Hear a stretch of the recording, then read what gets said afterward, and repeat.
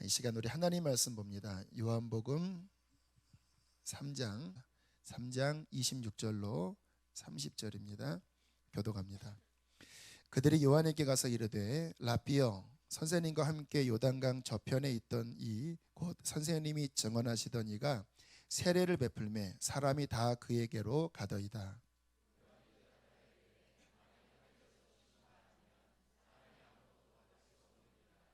내가 말한 바 나는 그리스도가 아니요 그의 앞에 보내심을 받은 자라고 한 것을 증언할 자는 너희니라.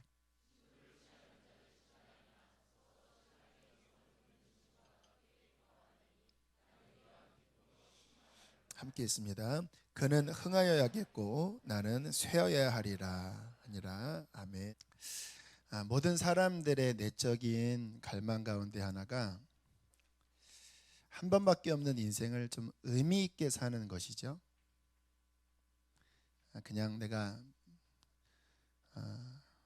부유하게 잘 산다고 하는 의미가 아니라 좀 의미 있게 살고 싶다. 이게 모든 사람들의 마음에 깊은 열망일 것입니다.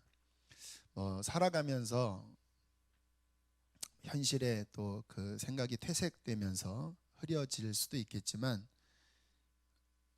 정직한 사람이라면 깊은 마음 안에 과연 나는 내 인생을 마쳤을 때 나 스스로에게 또 내 가족들이 내 인생을 정리하면서 정말 우리 아빠는 우리 엄마는 또 나는 잘 살았다고 그렇게 이야기를 할 인생일까?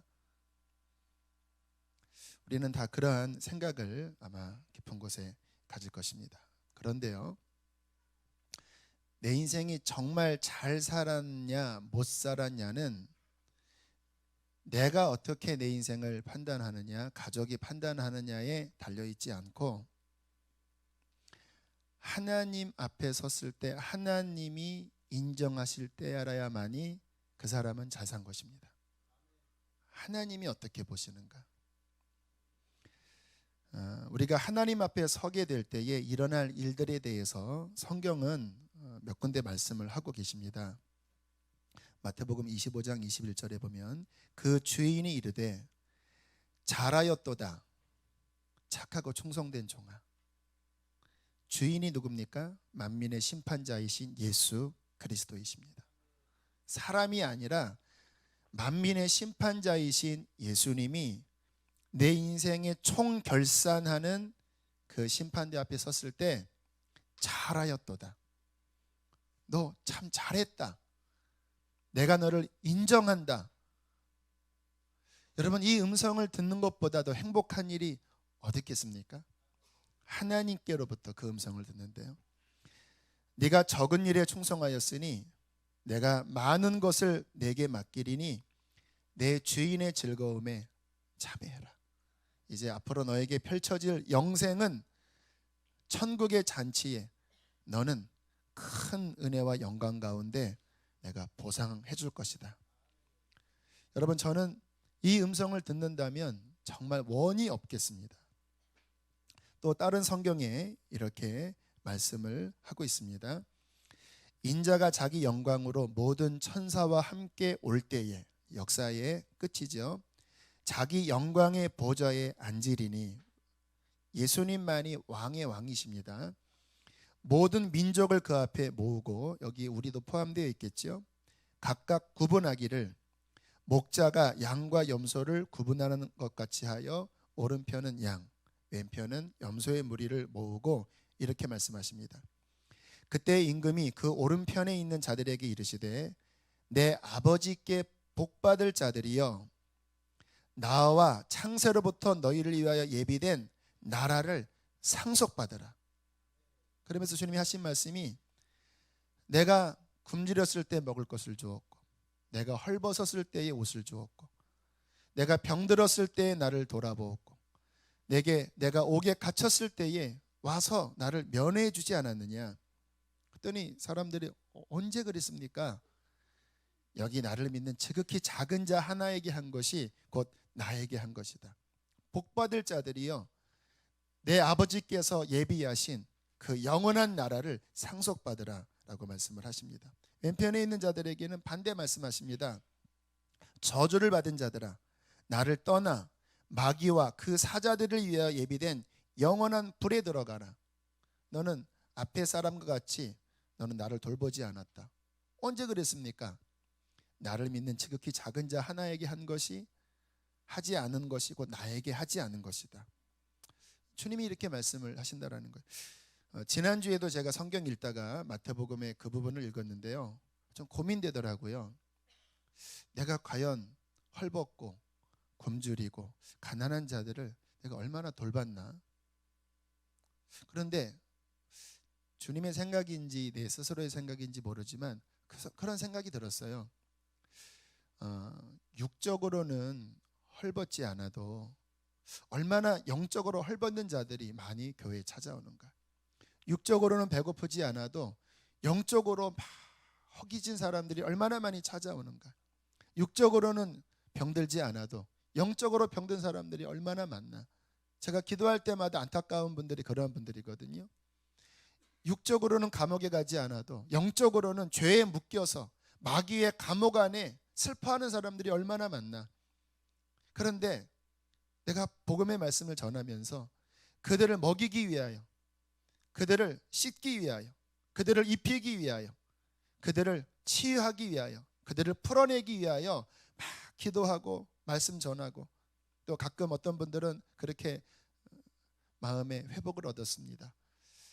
내가 해방이 되었습니다. 그런 이야기를 듣는 경우가 있는데, 혹시 그것도 주님께서 주님 나라에 갔을 때 그렇게 한 거다라고 말씀하지 않을까? 근데 제 깊은 곳에서 맞아. 육보다 더 중요한 건 영인데, 물론 육신도 그렇게 해야 되겠지만 네가 그렇게 하는 거 주님이 인정하실 거야. 근데 기분이 좋더라고요. 여러분, 뭐 목사님 별 생각 다 한다 할지 몰라도요, 저는 늘 그런 생각을 합니다. 왜 이런 생각하는지 아세요? 제 인생에 가장 중요한 것은 그분 앞에 섰을 때 그분이 뭐라고 말씀하시냐가 가장 중요하기 때문에 그래요. 여러분, 우리는 그날에 우리가 50년이든 70년이든 40년이든 일생 살았던 모든 것이 하나님의 심판대 앞에 다 드러나게 될 거예요. 그때 하나님 보시기에 나는 잘 살았는지 잘 못 살았는지, 내 신앙이 진짜 하나님 보시기에 진짜 그 신앙이었는지 아니면 짝퉁 신앙이었는지 그날에 드러나요.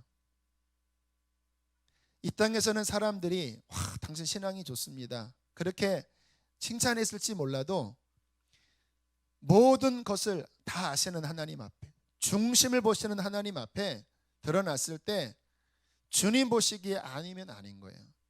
뭐 성경에 그런 말씀 있잖아요.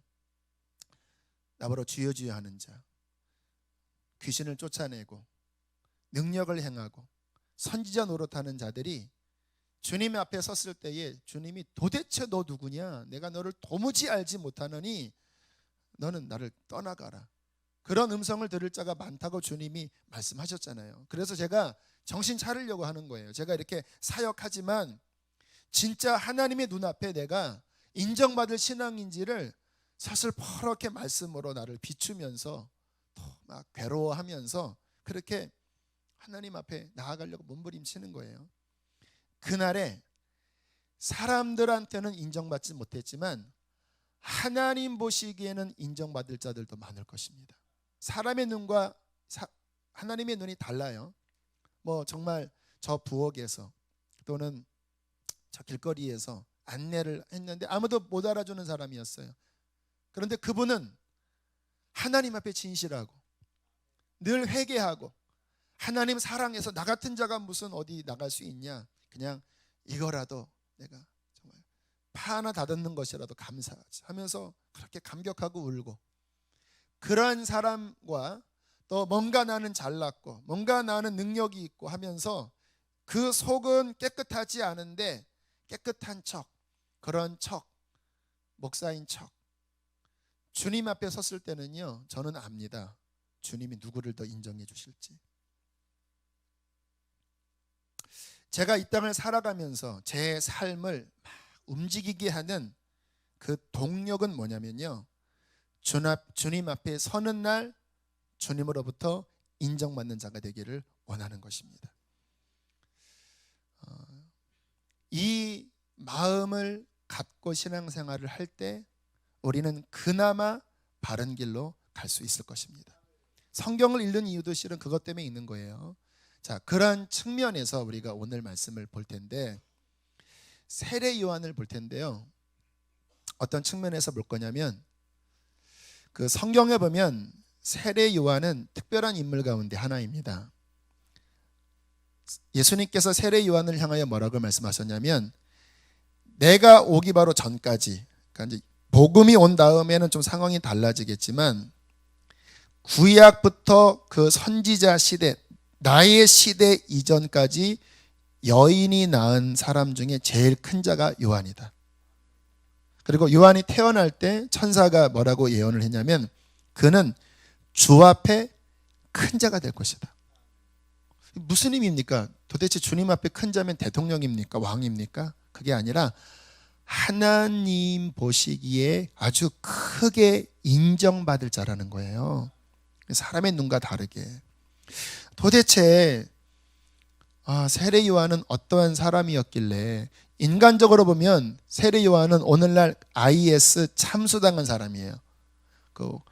얼마 전에 그 IS에게 붙잡혀서 참수당한, 이름이 갑자기 곧도신가요? 그분이 기독교 단체에서 간, 아마 평신도 선교사였던 것 같은데요. 그거보다 더 비참하게 죽었죠. 헤롯 왕의 그 딸의 말 한마디 때문에 정말 참수당해 죽었잖아요.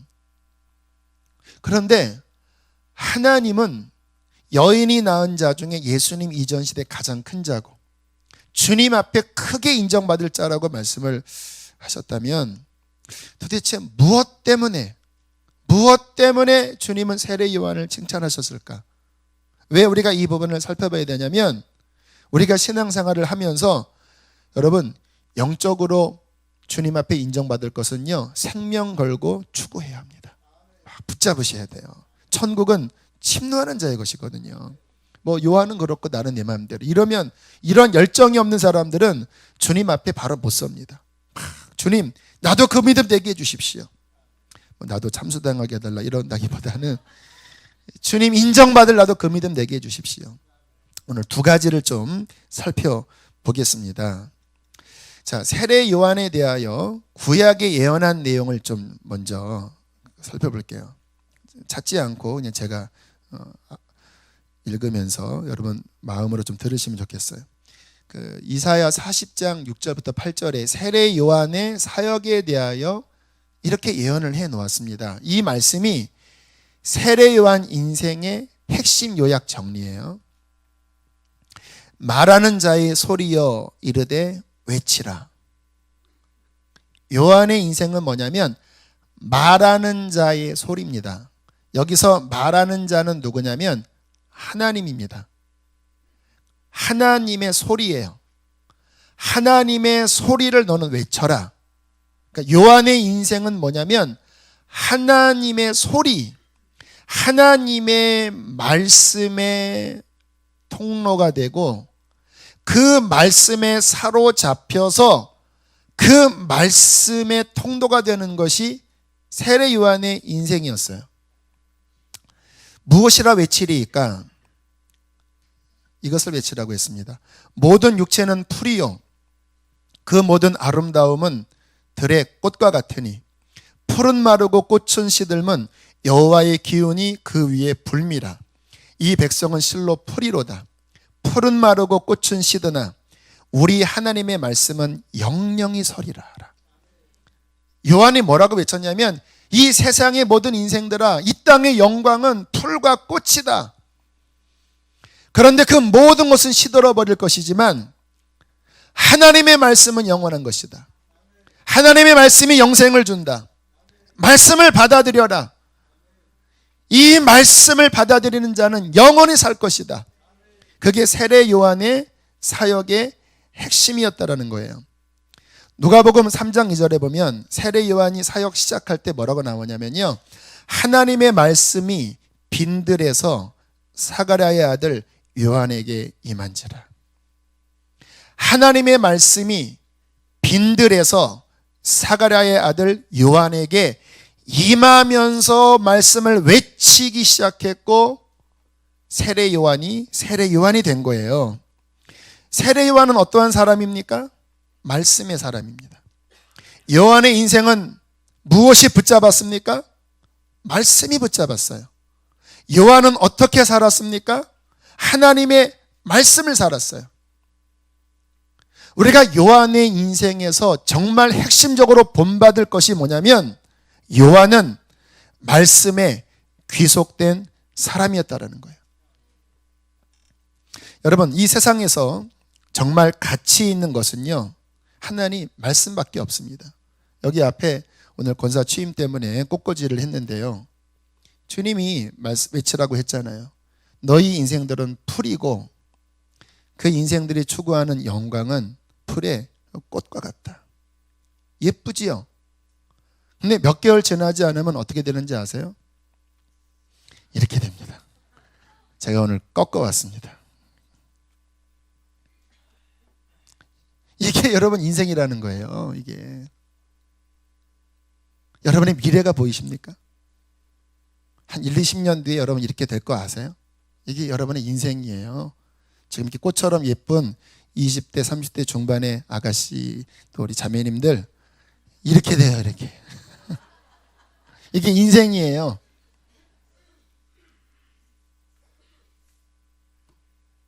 하나님의 말씀은 영원합니다.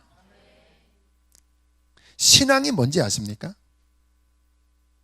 이 말씀이 그 사람 안에 들어온 거예요. 이 말씀이 그 사람 안에 들어왔다고 하는 것은 머리에만 머무는 게 아니라 정말 그 마음 안에 들어와서 이제 그 사람을 이끄는 원동력은 말씀이라는 겁니다. 그런데 이 말씀 자체가 하나님이고 말씀이 영원한 거기 때문에 말씀이 그 안에 들어와 그를 이끄는 사람은 이걸로 끝나는 것이 아니라 말씀과 함께 영원히 간다라는 거예요. 그게 곧 복음의 말씀 아니겠습니까? 그러나 이 세상에 어떠한 영광과 어떠한 부귀, 영광, 성공을 취했다 할지라도 말씀이 없으면 그 사람은 이장난다라는 거 있자. 광야에 외치는 자의 소리여 너는 외쳐라.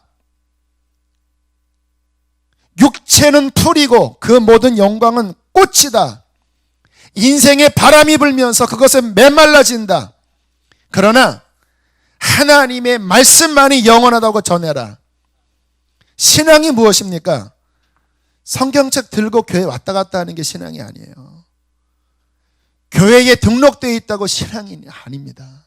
얼마나 구원받지 못하고 교회 다니는 사람 많을 겁니다. 기도한다고 신앙인들 아니에요.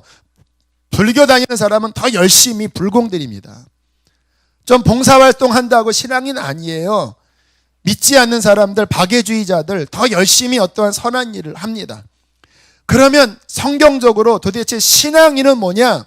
말씀이 이 안에 들어온 거예요. 하나님만 아시고 여러분 자신이 아시겠죠? 내 안에 나를 움직이는 원동력은 말씀입니까? 세상입니까? 내 삶을 귀결시키는 결론은 하나님의 말씀입니까? 인간 가치관입니까? 여러분의 삶의 가치 체계는 세상, 물질입니까? 아니면 하나님의 영원한 말씀입니까? 이 세상에서 성공을 하지 않았을지 몰라도 말씀이 여러분 안에 있다면 여러분은 성공한 인생이 될 것입니다. 그러나 세상에서 성공했을지 몰라도 여러분 안에 말씀이 없다면 여러분은 마르게 될 것입니다. 2월달 제가 추천도서를 좀 빨리 바꿨습니다. 그 백악관에서 감옥까지라고 하는 찰스 콜슨의 회심기, 이 책을 필독도서로 바꿨는데요. 참 극적인 이야기예요. 오늘 말씀과 잘 연결되는 이야기라 제가 추천도서로도 하고 오늘 좀 예증을 드리려고 하는데요. 이번은 미국 닉슨 대통령의 최측근 보좌관이었습니다. 법대를 나오고 그리고 굉장히 독립심이 강하고 야망적인 사람이었어요. 그리고 머리도 좋아서 이분이 어떠한 정치 선거를 할 때 분명히 지금 이분이 지원하는 후보자가 뭐 절대적인 열세인데요. 이분이 어떤 수단과 방법을 가리지 않고 작전을 펴면요 뒤집어지는 거예요. 별의별 더러운 수단을 다 쓰겠죠. 정치판이 그러니까. 그러면서 이분은 거의 수직적으로 성공을 했습니다. 결국 닉슨 대통령의 최측근이 되어서요. 대통령이 개인적으로 부르는 사람이었다고 그래요. 본인이 연설하고 콜슨을 부르고 네, 오늘 연설이 어땠어? 이 정도로. 문제가 생길 때마다 콜슨을 불러놓고 개인적인 상담을 할 정도로 그렇게 인정받는 사람이었어요. 근데 이분이 고백하기를 올라갈 때까지 올라갔는데 늘 마음은 공허했다고 그래요. 혼자인 것 같고. 그러다가 문제가 생겼습니다. 여러분들이 아시는 워터게이트 사건이 터졌는데 이 콜슨이 거기에 핵심 인물로 부각이 된 거예요. 그러니까 연일 이제 매스컴에서 이 워터게이트 사건 밝혀야 된다. 아마도 콜슨이 주동자일 것이다. 이런 막 여론들이 몰려오면서 인생에 큰 위기가 닥쳤습니다. 뭐 부모님은 크리스찬이었지만 이분은 교회를 그렇게 진지하게 다닌 적은 없었다고 그래요. 그러다가 지인을 만났는데 그 지인의 얼굴이 확 바뀌어져 있더래요. 사업가인데. 당신은 왜 이렇게 바뀌었습니까? 했더니 나 예수님 영접했습니다. 예수님 영접한 다음에 내 마음에 이전에는 찾을 수 없는 평안함이 생겼습니다. 당신도 지금 어려운 걸 아는데 예수님을 좀 영접하시겠습니까?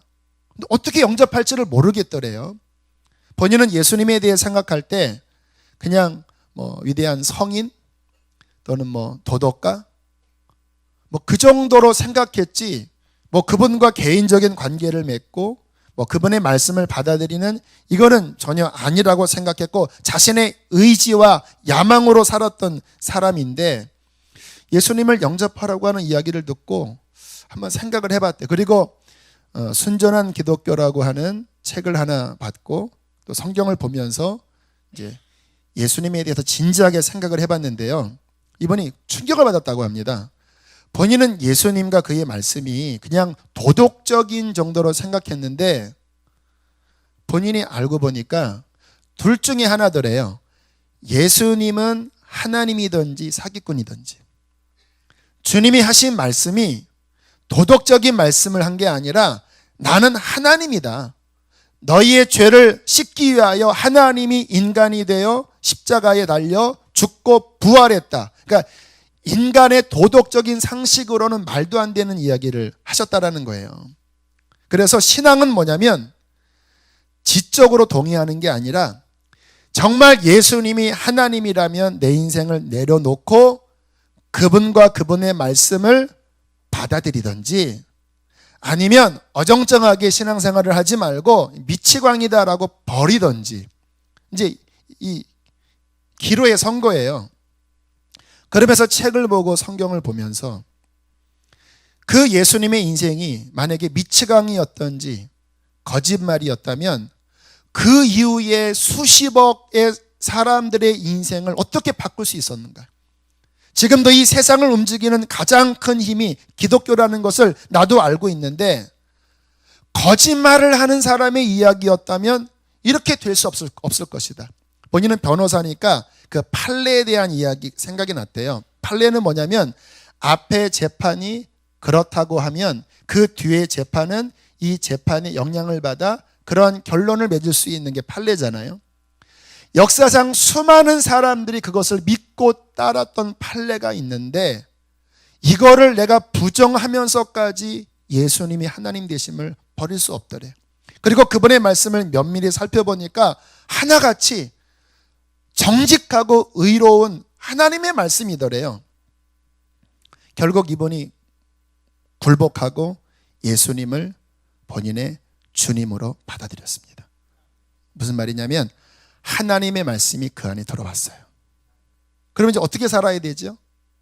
본인은 그 전에 정치판에서 순회에 측근해서 온갖 수단, 변호사니까 법의 저촉을 교묘히 피하는 방식으로 더러운 것들을 다 행한 거예요. 그리고 정적이 생기면 아주 그냥 이를 갈고 막 분노하고. 그런데 예수님의 말씀이 들어온 다음부터 그렇게 이제 못 사는 거예요. 그래서 본인의 가장 반대편에 있던 그 백악관 상원의원, 이분의 당과 반대편에 있는 그 상원의원, 적이었는데요. 그분이 크리스찬이었답니다. 이분이 회심했다는 이야기를 듣고 중재 역할을 해서 만났는데요. 만나서 사과했대요. 그리고 본인이 잘못된 정보를 흘리면서 곤혹을 치르게 했던 또 누군가에게 찾아가서 사과를 했대요. 용서해달라고. 그리고 워터게이트 사건, 본인은 실은 법적으로는 무죄한데 정직하게 하나님의 양심 앞에 그동안 했던 술수들이 이게 하나님 앞에 범죄라는 생각을 하고 법정에서 스스로 자백을 했대요. 그래서 1년간 감옥 갔다 왔습니다. 아마 그대로 재판을 받았으면 재판을 피할 수도 있었을 거예요. 변호사로서 본인이 직접 관여한 게 아니니까.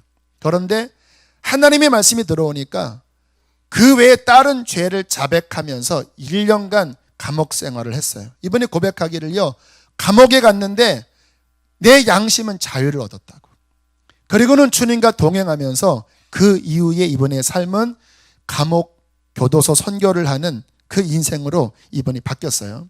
제가 이 책을 보면서 참 감명을 받았는데 이게 예수님 믿는 거구나. 무슨 의미죠? 예수님 믿는 것은 예수님이 나의 왕으로 들어오시는 겁니다. 그분의 말씀이 내 속에 들어와 나를 다스리는 거예요. 주님을 믿는데 말씀은 내 안에 있지도 않고 1년에 성경 한두 번도 안 읽고, 저희 교회는 아주 이게 충격적인 말이라고 그래요.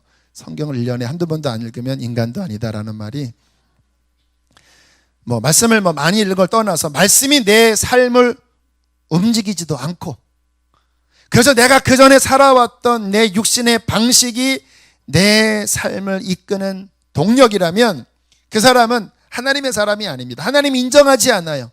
오늘 요한과는 거리가 멉니다. 진정한 신앙은 무엇입니까?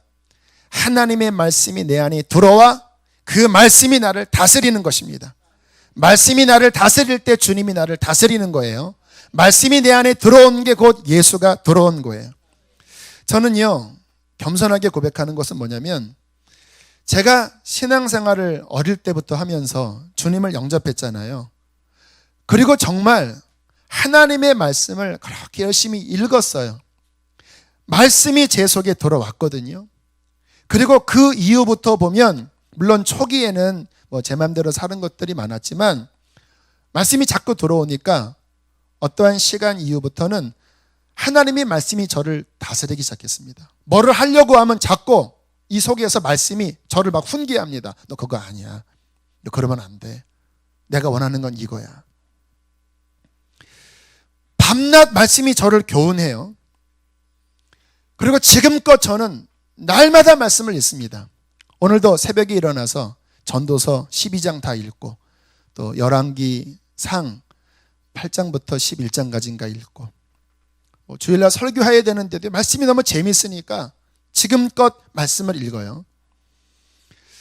지난주에 제가 말씀에 큰 은혜를 받았는데, 이제 말씀을 하도 여러 번 읽으니까 좀 어떻게 재미있게 읽을까 하다가 주님이 지혜를 주셨습니다. 이제 사무엘 하까지가 다윗의 인생의 이야기인데, 사무엘 하까지 읽은 다음에 다윗이 도대체 무슨 이야기를 했을까 시편을 읽어봤습니다. 그러니까 좀 입체감이 있더라고요. 그리고 이제 열왕기 상으로 넘어가서 솔로몬이 지혜를 받았잖아요. 이 지혜 받았을 때 솔로몬은 어떻게 됐을까 하고 잠언을 읽었습니다. 그래서 지난주에 잠언을 열왕기상 3장까지 읽고 잠언을 딱 넘어가는데요. 처음에는 막 졸렸어요. 그런데 막 제가 막 주전발이 하면서 막 잠을 깨고 한 4장 넘어가는데 말씀이 확 열려졌습니다. 무슨 의미냐면 말씀이 글이 아니라 살아 움직이면서 내 심령에 부어지는 거예요. 와, 이 말씀이 하나님이고 그 지혜가 성령님이고 이 말씀은 얼마나 우리를 정직하고 공평하고 의롭게 만들고 한 2시간, 한 12장을 읽었는데 2시간 걸렸어요. 근데 그 2시간 동안 12장 정도를 읽는데요, 제 가슴이 막 충만해요. 힘이 나요. 막 힘이 나. 그리고 그 다음 날도 역시 잠언을 읽는데 막 눈에 들어오는 말씀이 있는 겁니다. 잠언서 보면요, 다양한 말씀이 있지만 주제가 몇 가지가 있어요. 특별히 정직에 관한 말씀. 정직한 자 중에는 주님의 교통하심이 있다. 구부러진 자를 하나님이 싫어하시지만 주님은 정직한 자를 사랑하신다. 그리고 또 함께 읽었던 책이 이 책인데, 정직에 관한 말씀들을 이렇게 보면서 정직해야 되는구나. 그래, 하나님이 우리를 복 주시는 그 삶은 그래 의로운 삶이야. 주님 도와주세요 하면서 은혜를 많이 받았어요. 근데 지난 토요일 날 무슨 일이 있었냐면요, 교회 권사님 한 분이 이제 큰 문제가 삶에 있어서 막 몇 개월 동안 힘들었는데 그 문제가 지난주에 깨끗하게 해결이 된 거예요. 얼마나 감사한지, 이제 교역자들이 막 그 기도를 같이 도와주셨는지 점심 식사를 하고 식당에 엔게디월에 내려가서 차를 본인이 사주고 싶다고. 그래서 교역자들이 쪼르르 내려가서 이제 차를 다 대접을 받았습니다.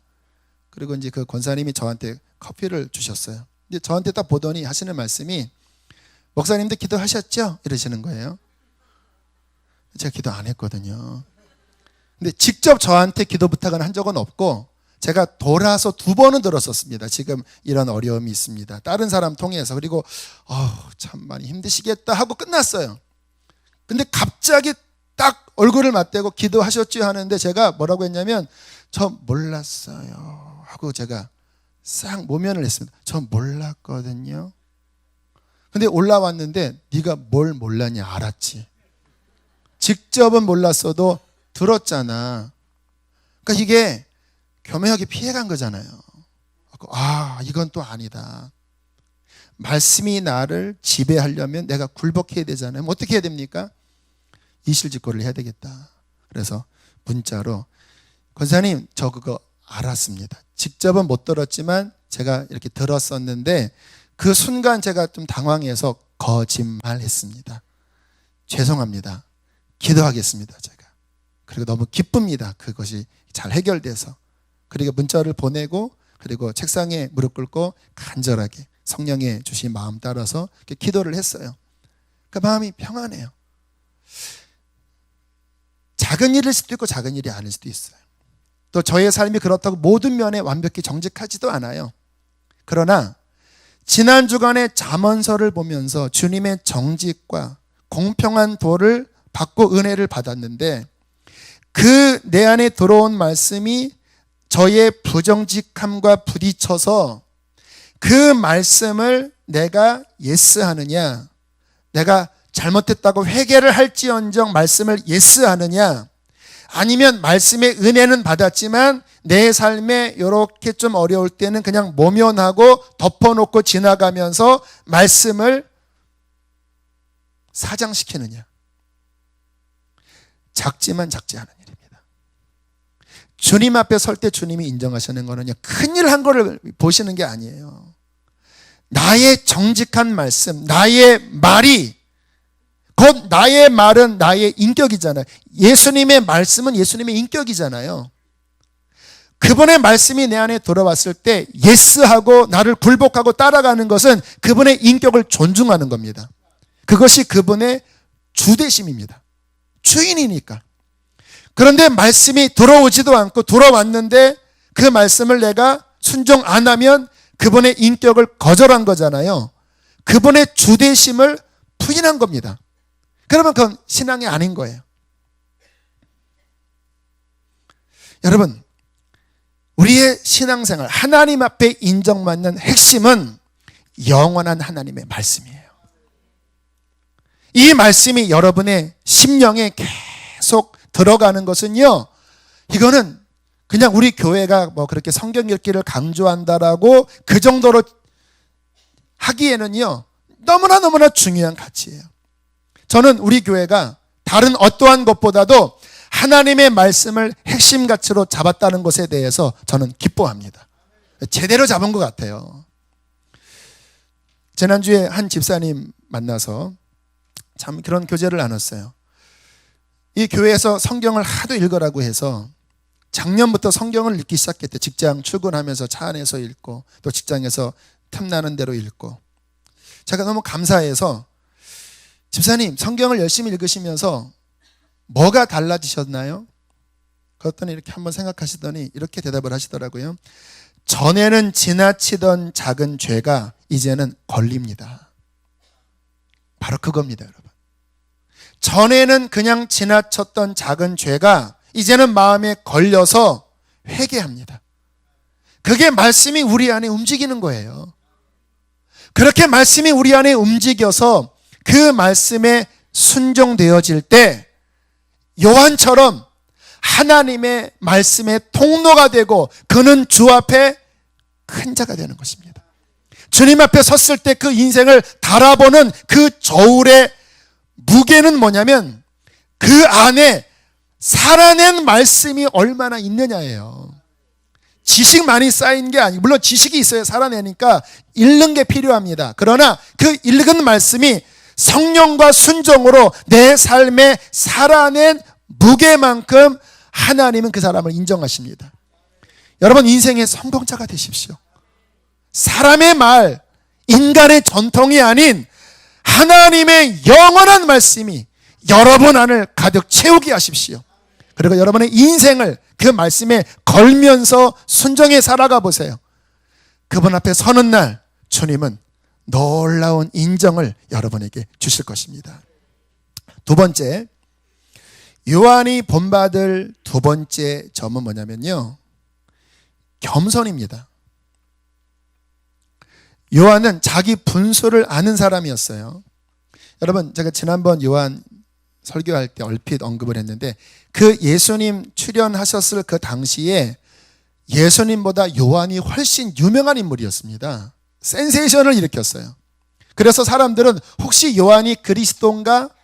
그렇게 굉장히 많이 생각했어요. 구름대처럼 요한에게 사람들이 몰려들었거든요. 그런데 예수님이 등장하자 썰불 빠지듯이 요한의 사역의 마당에 있던 사람들이 싹 빠지면서 예수님께 몰려갔어요. 오늘 바로 그 장면이 나오죠. 그들이 요한에게 가서 이르되 랍비여, 선생님과 함께 요단강 저편에 있더니 선생님이 증언하던 이가 세례를 베풀매 사람들이 다 그에게로 가더이다. 어떤 뉘앙스입니까? 뿔난 거예요. 아니 뭐 주님이 그 사람을 좋다고 했으니까 뭐 내가 비판을 하지 않겠지만 사람들 다 가버렸습니다. 우리 앞마당 지금 비워버렸어요. 여러분, 사람이 이때 마음이 묘해지는 거 아시죠? 내가 이렇게 칭찬했지만 내 밥그릇이 저 사람에게 가면요, 본성상 시기가 나와요. 근데 요한이 했던 대답이 뭐였냐면 이거였습니다. 야, 그거 당연한 거야. 저 사람이 주인공이야. 저 사람은 결혼을 비유하면 저 사람은 신랑이고 난 들러리야. 신랑의 친구야, 친구. 그러면서 유명한 말을 하지요. 그는 흥하여야 하겠고 나는 쇠하여야 하리라. 원어적으로 보면 그는 더 커져야겠고 나는 더 작아져야 하리라. 무슨 말입니까? 나는 내 분수 안다. 내 분수. 내 분수는 여기까지야. 여기까지. 여러분, 얼마나 아름답습니까? 세상에서 가장 아름다운 모습은요, 자기 분수를 아는 겸손이에요. 자기 분수는 그게 아닌데 그 유명한 동화 있죠. 개구리가 하면서 이렇게 막 아빠 늘리잖아요. 그랬더니 애기 개구리가 와서 아빠가 제일 큰 줄 알았더니 황소가 더 커. 이만하냐? 더 커. 이만하냐? 더 커. 이만하냐도 빵 터져 죽었대잖아요. 분수 모르고. 야, 황소는 원래 커. 나는 요거야 그냥. 나 이거 만족해. 그러면 우리 개구리구나 하면 안 터질 텐데 막 황소 되려고. 여러분, 신앙의 지혜는 뭐냐면요, 자기 분수하는 겁니다. 그게 겸손이에요. 잠언서에 이 교만과 겸손에 대한 말씀 많이 나오는데요, 교만이 오면 욕도 오거니와 겸손한 자에게는 지혜가 있다. 교만하면 뒤에서 수근수근하는 거 아시죠? 사람의 마음의 교만은 멸망의 선봉이요, 겸손은 존귀의 길잡이니라. 사람이 교만하면 낮아지게 되겠고 마음이 겸손하면 영예를 얻으리라. 무슨 말입니까? 교만하면 망하고 재분수하라. 겸손하면 하나님이 높이신다라는 거예요. 제가 우리 교우들 앞에서 가끔 자주 제 부끄러운 이야기들을 하는 편입니다. 저희 가정, 어떤 면에서는 제가 그런 얘기 하면서 내 가정에 누를 끼치는 게 아닌가, 그런 생각도 솔직히 들어요. 또 한편으로는 사람들이 그 이야기를 듣고 나에 대해서 좀 더 이미지를 더 낮추지 않을까? 저분은 그런 가정이었구나, 이렇게 생각하지 않을까? 그런데 저는 그래도 얘기를 해요. 왜 그러냐면 그게 나니까.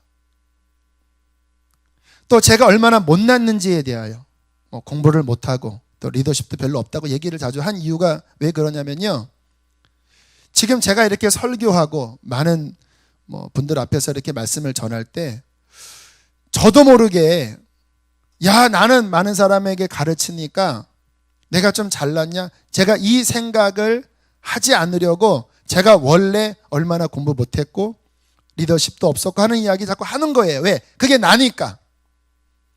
죄에 대해서도 간혹 자주 이야기합니다.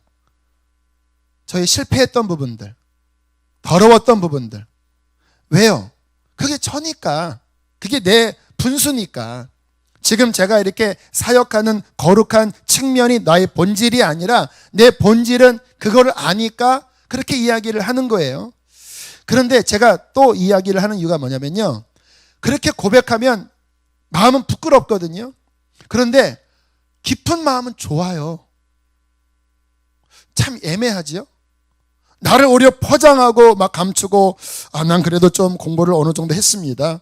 우리 가정은 아무튼 노코멘트 하겠습니다. 이렇게 하고 나의 잘난 점만 막 이야기하는 것보다 저의 그냥 원래의 그 모습들을 자꾸 이렇게 죄송합니다, 이렇게 까발리고 이렇게 하면 마음이 좋아요. 왜? 맞다 이렇게 속에서 동의해 주니까. 만약에 그거를 감추면 속에서 너 그거 아니지 않냐 할 텐데 제 양심이 맞다 동의해 줘요. 그런데 더 감사한 것은요, 하나님이 기뻐하고 계세요. 주님은 교만한 자를 물리치시고 겸손한 자에게 은혜를 주신다고 말씀하세요. 제가 이렇게 낮아지면요, 주님께서 솔직히 제가 얼굴이 좀 빨개질 때도 있어요. 이렇게 그 설교 그렇게 간증하고 올라가서 괜히 얘기해 이럴 때도 많아요. 그런데 그렇게 낮추고 나면요, 그 부끄러움을 상쇄할 만한 주님의 은혜, 주님의 어떠한 위로를 주님이 부어주세요. 여러분, 이게 지혜입니다. 지혜. 교만하면 욕도 오거니와 겸손이 지혜다. 어제 우리 권사 취임 예배하면서 마지막 기도하고 주님이 바닥에 납작 엎드리라는 마음을 주셔서요, 엔게디홀 그 바닥에 권사님들 취임하는 권사님과 제가 그냥 엎드렸습니다. 이마를 땅에 댔고 코를 바닥에 이렇게 댔어요. 이렇게 안경 낀 상태로 이렇게. 냄새가 나더라고요. 땅바닥에서. 신발로 어디를 다녔겠습니까? 사람들이 다 뭐도 밟고 했겠죠. 좀 꼬린내가 나더라고요. 이렇게. 근데 갑자기 막 이 속에서 흐느끼는 눈물이 났습니다. 사람이 발로 밟는, 그것도 그냥 발로 밟기가 더러워서 양발을 신고 신발을 신고 밟은 그 바닥의 자리가 내 자리구나. 우리 권사님들의 자리구나. 이 바닥의 자리가 예수님의 자리셨구나.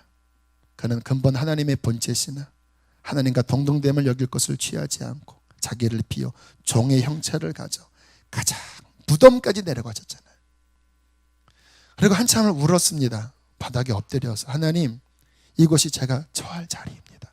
내 평생 이렇게 겸손히 엎드려서 주님 살게 해주십시오. 하나님의 어떤 음성이 제 마음에 많이 들렸어요. 여러분, 우리의 마음을 낮추면요, 주님이 그 사람을 알아주십니다. 신앙생활 하면서 고개 들지 마세요. 나는 이런 사람이었고 나는 이랬고 그렇게 하지 마세요. 제일 꼴벌견입니다. 더 엎드리고 낮아지면 낮아질수록 하나님이 그를 드십니다. 세례 요한이 막 그 예수님이 높아 내가 누군데 난 그래도 이렇게 했다면 세례 요한은 요한 아니에요. 껄껄껄껄 웃으면서 그는 흥하여야겠고 나는 더 작아져야 하리라. 그때 하나님은 요한을 가장 높이 드시지 않았습니까? 찰스 콜슨에 대해서 마지막 다시 한번 예를 드릴게요. 이번에 이제 막 괴로워하고 있을 때 그 친구가 책 한 챕터를 인용하면서 이렇게 읽어줬던 내용이 콜슨의 회심의 결정적인 부분이 되었대요. 인용을 하겠습니다. 이 세상에 사는 사람이라면 다 가지고 있는 악이 하나 있다. 그런데 이 악은 자기는 가지고 있으면서도 다른 사람에게 나타나면 아주 혐오하는 악이다. 그것은 바로 교만이다. 그렇죠. 자기는 교만하면서 누가 교만하면 다 교만한 사람이 더 싫어합니다. 그거 아시죠? 교만할수록 교만한 사람 더 싫어해요. 교만은 영적인 암이고 이 세상의 가정을 모든 관계를 불행하게 만드는 주된 원인이다. 교만한 사람은 항상 다른 사람을 내리 깔고 본다. 여러분 이렇게 보는 사람 있습니까? 속으로, 겉으로는 네 하지만 속으로는 에이 별것도 아닌 것이 에이. 마음으로 그런 분 계셔요? 이 말이 콜슨에게 큰 충격이었어요. 자신의 삶을 돌아보니까요, 프라이드가 본인의 삶의 원동력이었어요. 대학 가서도, 해병대 가서도, 정치계에 가서도 본인이 붙잡는 건 프라이드였습니다. 자만심. 내가 성취했고, 내가 성공했고, 내가 이런 일을 했고, 해병대 많은 사람 앞에서 내가 이 힘으로 여기까지 온 거예요. 그런데 한 번도 모든 것을 내게 주신 하나님의 은혜를 생각하지 않고 감사하지 않았다는 것을 깨달았을 때 본인이 전혀 깨닫지 못했던 죄의 실체를 본 거예요. 충격이었습니다. 교만이 죄였구나. 교만이 문제의 근원이었구나. 그리고는 이분이 그 교만함을 회개하면서 예수가 왕으로 들어오시고 그의 인생이 영원한 하나님의 말씀이 다스리는 인생으로 바뀐 것입니다. 여러분, 하나님이 우리에게 무엇을 원하실까요? 지금 하나님이 여러분에게 원하시는 그 원함이 뭔지 아십니까? 미가서 6장 8절 사람아 주께서 선한 것이 무엇인지 내게 보이셨으니 여호와께서 내게 구하시는 것은 오직 정의를 행하며 인자를 사랑하며 겸손히 내 하나님과 함께 행하는 것이 아니냐. 주께서 선한 것이 무엇인지 내게 보이셨나니 겸손히 엎드려서 네 이마를 땅에 대고 코를 땅에 대서 겸손히 하나님과 함께 행하는 것이 아니냐. 남을 내리깔아 보지 말고 너희 그 자존심으로 살지 말고 겉으로는 겸손한 척하면서 속으로는 막 자기 그렇게 내세우지 말고 겸손히 엎드려서 주와 함께 행하는 것이 하나님의 뜻이 아니냐. 저는 너무 우리 하나님이 너무 감사해요. 하나님이 성공자를 원하셨다고 하면 저는 부담스러웠을 것 같아요. 제 마음의 바람은요, 정말 남들 알아주지 않아도 그냥 하나님과 함께 막 동행하고 싶어요. 제 마음을 낮추니까 어제 오늘 많이 눈물이 그렇게 나요. 하나님 앞에. 하나님 찬양할 때도 눈물이 나고 오늘 말씀 준비하면서 오늘 마지막 부를 찬양 그거 들으면서도 눈물이 나고 하나님이 인정하는 것은요 성공이 아니라 지 분수를 알고 겸손히 하나님과 동행하는 것입니다. 여러분 겸손하십니까? 여러분 마음 낮은 곳에 있으십니까? 주님 말씀이 여러분 안에 다스리고 있습니까? 우리 남은 평생 그 무엇보다 우리 주의 말씀 붙잡고 내 주제 파악하고 나는 지극히 작은 자라고 내가 고백하고 일평생 다른 사람들을 섬기면서 사는 저와 여러분 되시기를 축복합니다. 이 시간 함께 우리 찬양하고 기도하겠습니다. 아실 분들은 아시고 또 강단에서는 주일날은 처음 하는 것 같은데요, 성령께서 주신 마음이 있어서 모르는 분들은 가사 묵상하시면서 그렇게 찬양 고백하고 기도하시겠습니다.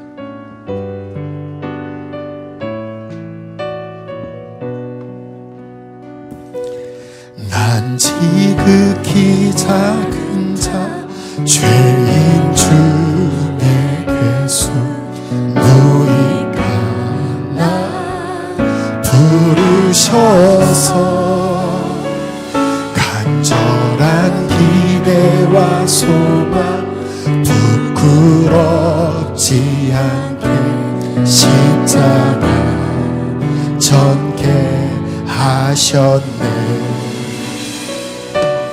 어디든지 가리라 주 위에 서라면 나는 전하리 주 십자가 내 몸에 맨 십자가 그 보혈의 향기 온 세상 채울 때까지 살아도 주를 위해 죽어도 주를 위해 살아 죽으나 난 주의 십자가의 은혜 십자가의 소망 내 안에 주가 살아도 주를 위해 주여 살아도 주를 위해 죽어도 주를 위해 살아 죽으나 난 주의 것 십자가의 능력 십자가의 소망 내 안에 주만 사실 난 지극히 작은 자 난 지극히 작은 자 죄인 중에 괴수 너희가 나 부르셔서 간절한 기대와 소망 부끄럽지 않게 십자가 전개 함께 시간 기도합시다. 여러분 앞에 성경이 있다면 성경을 붙잡고 하나님 겸손히 당신의 말씀을 내 안에 받아들이고 당신의 주인됨을 인정하고 겸손히 주님과 함께 동행하기를 원합니다. 하나님 내 안에 교만함들 내 육신의 욕심대로 살아가고자 하는 모든 것들을 버리고 말씀이 내 안에 세워져서 그렇게 살아감으로 말미암아 주님 앞에 서는 그날 잘했다 착하고 충성된 나의 조망 네가 여기 지극히 작은 자 하나에 대한 것이 나에 대한 것이다. 창세로부터 예비한 아버지의 희락의 나라를 너는 받으라. 이 음성을 듣게 하여 주옵소서. 기도하시겠습니다. 할렐루야. 살아계신 하나님 아버지 하나님 주님 다같이 모이자 하나님 세상의 찍기 같은 하나님 아버지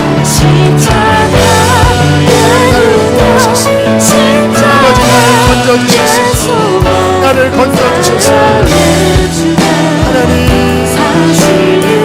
나의 왕이신 겸손하게 살게 하여 주시옵소서. 하나님 겸손히 살게 하여 주시옵소서.